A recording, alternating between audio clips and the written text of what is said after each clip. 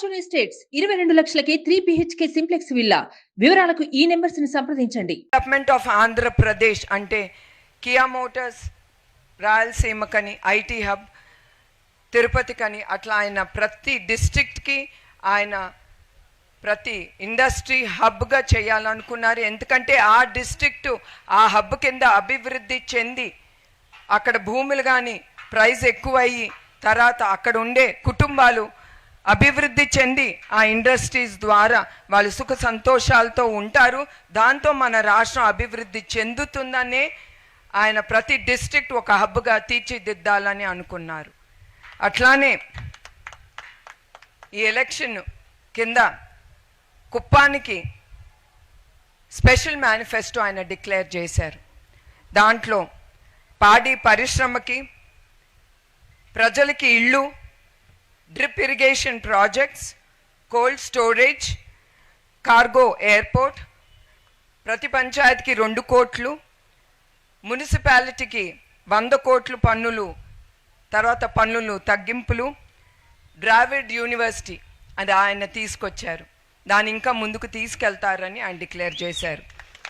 అదే కాకుండా industries development, హంద్రీవా ప్రాజెక్ట్, స్టోన్ కటర్స్కి క్లస్టర్స్, ప్రతి మతానికి సమాజానికి భవనాలు, కుప్పంకి 100 బెడ్స్ ఉండే హాస్పిటల్ని 150 బెడ్స్ చేద్దామని, అదిను పువర్ టు రిచ్ ప్రోగ్రామ్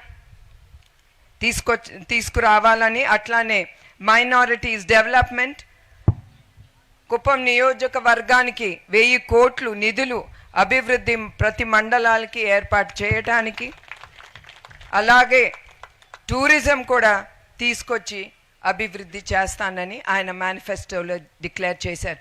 అంటే ఈ ఒట్టి అట్లా డిక్లేర్ చేయలేదు, మీకు అందుంటుంది ప్యాంఫ్లెట్. ప్రతి దాని కింద ఆయన చాలా డీటెయిల్గా ఎక్స్ప్లెయిన్ చేశారు. ఆయన ఎట్లా ఈ మేనిఫెస్టోని 20 పాయింట్స్ ఉండే ప్రతి మేనిఫెస్టోని ఆయన ఎట్లా ముందుకి తీసుకెళ్తారు. కానీ మీ అందరికీ తెలుసు, నేను కూడా మీకు గుర్తు చేస్తున్నాను, ఆయన చెప్పేది ఒకటి చేసేది ఒకటి కాదు. ఆయనకు ఆ నాయకత్వం తెలీదు, ఆయన చెయ్యరు కూడా.